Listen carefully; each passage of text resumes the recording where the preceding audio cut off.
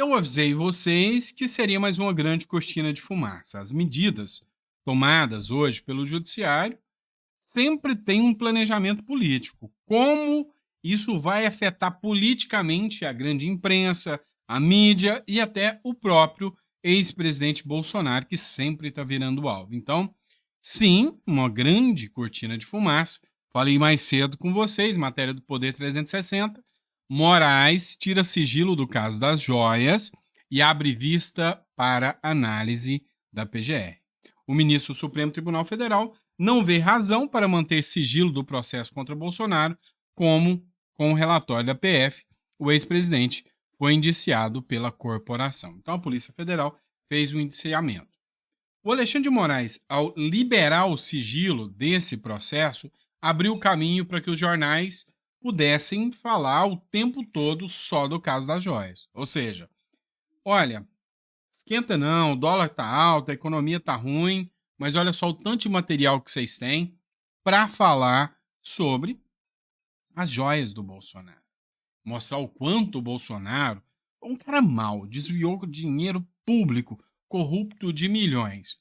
É isso que ele queria que a imprensa fizesse para o povo. E a imprensa militante, essa não perdeu tempo. Desvio de milhões em dinheiro público era estratégia golpista de Bolsonaro. Uma matéria mal escrita do UOL que fala do caso das joias. A Polícia Federal afirma em relatório enviado ao Supremo Tribunal Federal que há indícios que o dinheiro proveniente da venda de ouro e diamantes desviados por Bolsonaro do acervo público brasileiro pode ter sido utilizado para custear suas despesas em dólar, enquanto estava em solo norte-americano entre dezembro de 2022 e março de 2023. Isso conectaria duas investigações: a das joias doadas por governos árabes que teriam sido surrupiadas do Jair Bolsonaro com a ajuda de 11 aliados, dos quais 9 vestem ou já vestiram farda, e os ataques ao Estado Democrático de Direito levados a cabo pelo bolsonarismo. Mas que ainda tem público para ler isso? Mas que ainda tem gente que acredita no discurso, sabe, totalmente militante dessa grande imprensa. Assim, é uma coisa fora de lógica. A imprensa mente na cara dura, sabe? E a gente sabe que eles têm o poder de fazer matérias altamente tendenciosas. Será que eles tinham a mesma sanha de criticar as joias do Lula e da Dilma? Ah, não, mas a Dilma e o Lula e o Fernando Henrique e o Sarney, esses não. Esses, de forma alguma, cometeram crime. Pegaram milhões em joias. Não, mas eles não. Só é crime depois de Bolsonaro. É lógico que a população vai entender que a mesma coisa, o mesmo ato cometido pelo Lula e pela Dilma e pelos demais presidentes, quando é o Bolsonaro, é crime. A população não vai encarar isso como perseguição, não. Ainda mais quando até a Polícia Federal, na sanha de indiciar o Bolsonaro, comete um errinho pequeno, tá? Atenção. A Polícia Federal de Lula, tá? Vamos deixar bem clara a matéria do Gazeta Brasil, que aqui acertou. Polícia Federal do Lula diz que errou em relatório e afirma que suposto desvio de Bolsonaro em joias foi de 6,8 milhões e não de 25 milhões. Depois que a imprensa inteira falou, olha, foi 25 milhões, desvio milionário, Bolsonaro, o maior escândalo do mundo.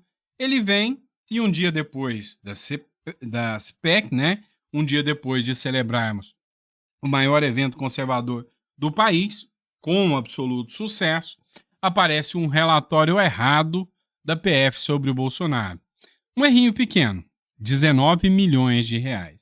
E aí vem a queda do sigilo de uma investigação de algo que até 2023 não era crime, não. Aí, depois que descobriu que o Bolsonaro, né, fez também, do Bolsonaro é crime. Então, assim, a cada dia que passa, o discurso fica mais difícil, né, de ser levado a cabo. pode deixar a imprensa bater, pode deixar a imprensa falar, já não tem muita credibilidade mesmo e o discurso não vai colar. É difícil você tentar explicar para alguém que o Bolsonaro não pode, enquanto o Lula podia. Agora, se vocês acharem um mensalão aí, do qual o Bolsonaro não é acusado, acuse o Bolsonaro, incrimine-o, faça como fizeram com o Lula, mesmo que depois apareça um Supremo Tribunal Federal para limpar a barra do petista. Mas direito tem que ser igual para todos. É a máxima do direito brasileiro. Todos são iguais perante a lei, tá? Então, a grande verdade é que vocês não estão passando credibilidade quanto ao princípio da igualdade, não. Todos iguais, mas uns são mais iguais que os outros. É isso que a gente está percebendo. E olha só, vamos falar da matéria da Revista Oeste. Advogados levam a Bolsonaro e Milei relatório sobre violações contra preso do 8 de janeiro. Durante a CPEC Brasil, o ex-presidente Jair Bolsonaro e o presidente da Argentina, Javier Milei, receberam um relatório sobre violações contra presos do 8 de janeiro. O documento foi entregue a aliados dos dois líderes pelos advogados, Carolina Siebra e Ezequiel Silveira, membros da Associação dos Familiares e Vítimas do 8 de janeiro.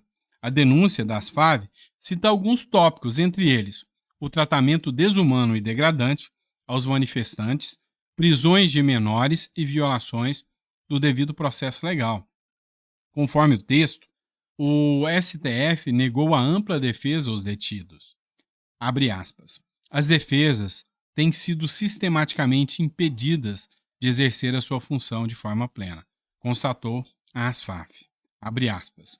O acesso a provas essenciais como os vídeos de segurança dos palácios foi negado por meses, sendo liberado apenas após o início das audiências de julgamento, impossibilitando a análise adequada do material.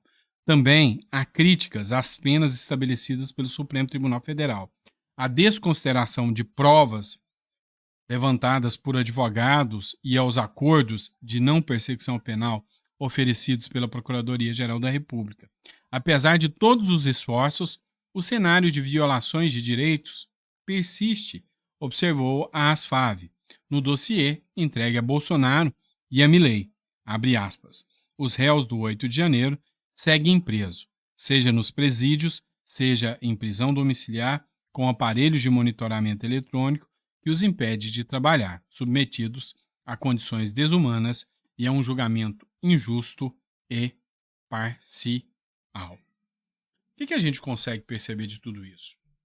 É uma medida muito importante por parte da ASFAV, uma vez que os players internacionais, e aqui eu estou falando do Elon Musk, do Congresso norte-americano, e aqui eu estou falando do próprio Michael Schellenberg, estou falando do advogado português, do próprio Parlamento Europeu, vem observando o Brasil e as denúncias. Na CPEC, o próprio Milei falou que nunca se viu o que está acontecendo aqui no Brasil e as violações à liberdade de expressão que vem acontecendo aqui no Brasil, que são assustadoras.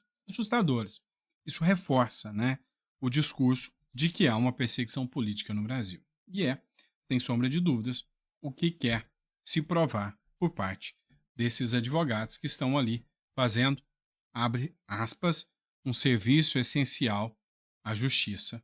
Fecha aspas, é o que diz o Estatuto da OAB, é o que diz a Carta Magna, a Constituição, enfim. Os advogados precisam ter liberdade para agir. E no Brasil não é bem assim que funciona. Vamos falar mais? Eu sei que você não vai ficar triste e nem vai chorar por causa dessa matéria. A Globo News tem menos de 1 ponto de Ibope. O Fantástico também vive uma crise.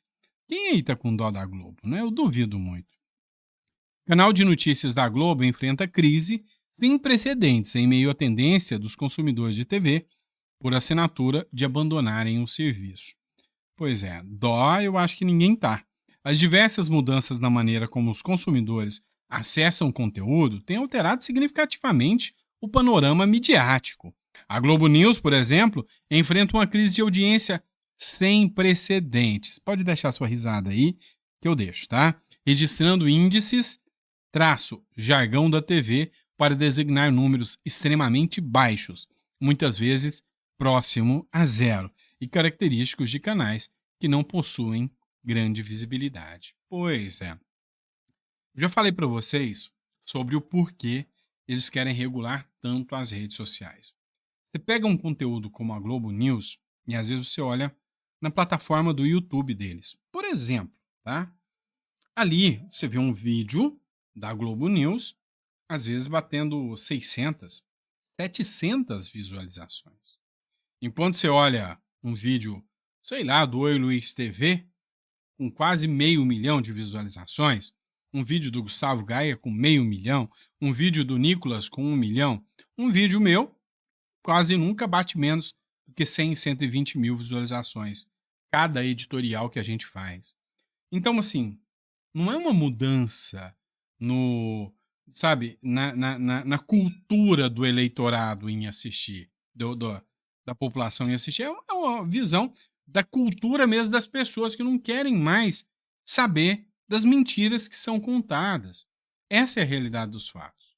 Então, aqui, quando a gente expõe os fatos conforme a realidade do que eles são, vocês se sentem seguros. Sentem seguros porque vocês veem que eu pego matérias da imprensa. Quantas vezes eu já utilizei matéria aqui, até da extrema esquerda, para mostrar, olha, isso aqui é o conteúdo que foi postado, tá certo, é assim mesmo, isso demonstra isso, ou seja, a gente faz uma fundamentação em cima da realidade dos fatos. Não é o sentimento que as pessoas têm em relação à Globo. Não matou a Globo, a CNN foram expulsas do CPEC. É porque não representam grande parte da população. O carinho que eu tenho nas ruas quando eu passo, as pessoas, Sandro, gosto demais do conteúdo, você me representa, eu vejo verdade no que você fala. Isto não tem preço. Então, não é à toa que isso incomoda tanto essa turma aí do grande, sabe, do mainstream aí, da grande turma da Lacroslândia aí, enfim, eles não gostam. E nem a esquerda, olha só, nem os influenciadores de esquerda gostam deles. Essa semana eu vi um vídeo do Portal do José, que é de esquerda, sabe, descendo a lenha na mídia. A mídia hoje, tá, não agrada mais ninguém. A população hoje já não quer mais saber desses jornais, né, tendenciosos que tem por aí, tá? Pelo menos é o sentimento que eu sinto em relação a eles. Fechou? Obrigado, pessoal. Fica com Deus. Daqui a pouquinho a gente tá de volta, 9 horas, tem conteúdo para vocês. Abraço.